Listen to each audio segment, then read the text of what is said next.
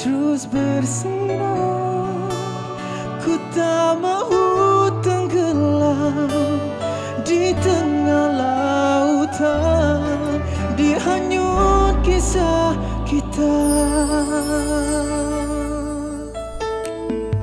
Mungkin juga salah aku karena menaruh harapan agar kita terus mencinta.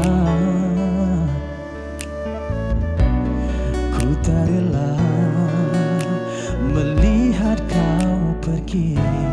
Ku titipkan dalam doaku kau kembali.